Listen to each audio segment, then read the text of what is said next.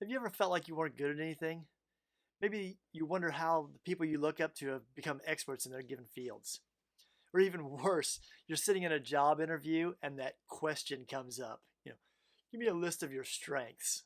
Hey everybody, I'm Joe. And in this video, I'm going to give you 4 strategies that I've learned to recognize my skills and talents so I can move on to the next phase of life.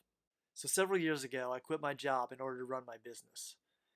And it failed. And before I knew it, I was broke, the bills were piling up, and my wife and kids started feeling the pressure right along with me.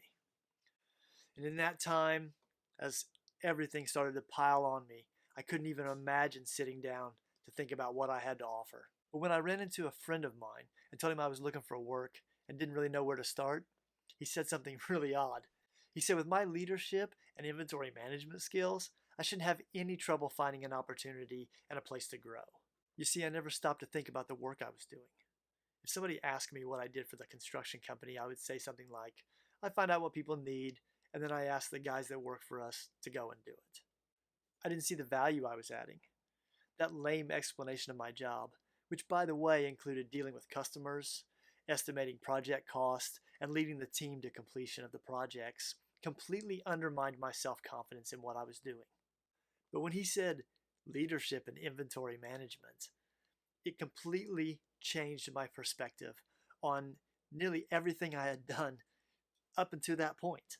I started to think that maybe I had something to offer, and maybe that I wasn't valuing what I was adding the same way that others do.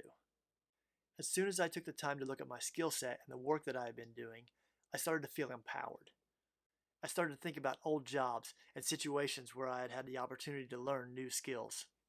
I started to see a pattern emerge. A series of steps that I had taken over time, which seemed random, were actually leading me to a specific result. After 20 years in the workforce, jumping from job to idea and back, my random career choices started seeming less like randomness and more like a roadmap to my calling. I could then begin to feel like my past wasn't full of mistakes. It was full of lessons and opportunities that I could draw from in order to become the best in my chosen field. It completely changed my perspective. Before, as I was building my career, my businesses, and my skill sets, I would downplay my accomplishments. I would shrug off the importance of the job or the difficulty it took to achieve it. I would say things like, it's not that big a deal, or anybody can do it. I was more interested in making people feel like we were the same than I was sharing with them what I had learned and experienced. What I had learned was that being the same is not being equals. We would always be equals, able to learn, grow, and achieve the things that we thought were important in life. But we aren't the same. We choose different paths and want different goals for ourselves.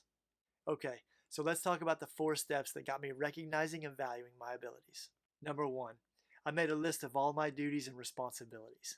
I mean everything, and no task is too small. I wanted to see everything it took to get me to that point. How did I get to this place in my work and business? Some stuff was just simple repetitive work. But if you look closely, those are the things that make the foundation of a great employee. And it's someone who knows that each individual task in a job has to be done to the best of your ability. That leads us to the next thing I did to recognize my skills. Number 2, I rewrote the list as if I was making inspirational note cards. It's not to say I was lying or even exaggerating about what I do, but writing I talk to customers on a resume isn't going to help me get a job. Writing I have experience in sales and customer service is. I was recently at an employee training seminar, and one of the trainers mentioned that larger companies are now sending resumes through a computer scanner to look for keywords. It's way before a human ever even sees the resume. So now my resume needs keywords? That means it's crucial that you value yourself and that you can explain what you do in terms that matter to them. Not your buddies at the fast food joint or your unemployed uncle that thinks we're all just cogs in the wheel. Wow, another great transition to the next step on the list. I mean, you'd think I'd wrote this ahead of time. Step 3 is I stopped listening to anybody that hasn't done the kind of work I do or want to do. Listen, I know when you're first starting out, you've got to be one of the guys. There's strength in numbers when it comes to being an employee. But the minute you decide that you want more or that you want to advance, you've got to stop taking advice from people who don't. If the people you take advice from have never done the thing that you want to do, How good could their advice be anyway? And step 4, I told the world what I was capable of. That's right, I shouted it from the rooftops. I created billboards, I made a website, I put a speaker on top of my car and drove around telling people how great I was. Not really, but I thought we might need a little bit of comic relief by this point, and if you do know me personally, you probably know I'm capable of all that. What I really mean is from the moment that I recognized what I was capable of, I told anybody who was willing to listen. When somebody asked me what I did for a living or what I was up to right now, I spoke about it like I was saving lives, like everything I did all day long was going to change the world, that it was my calling, that it was the thing that I was meant to do.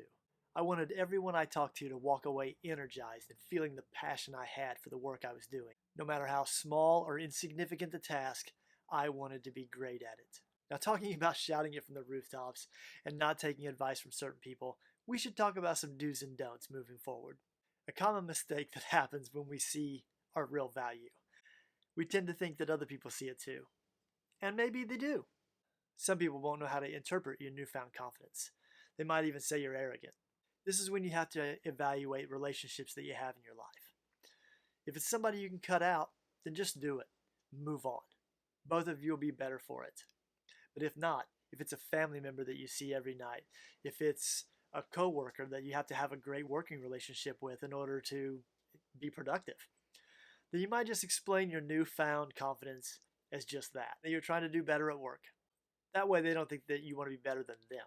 If it's family, you might want to relieve the situation by just saying that you love your work and that you hope that everyone can love their work as much as you do. Okay, so now you know the 4 things to do to recognize your value. You also know a few things not to do.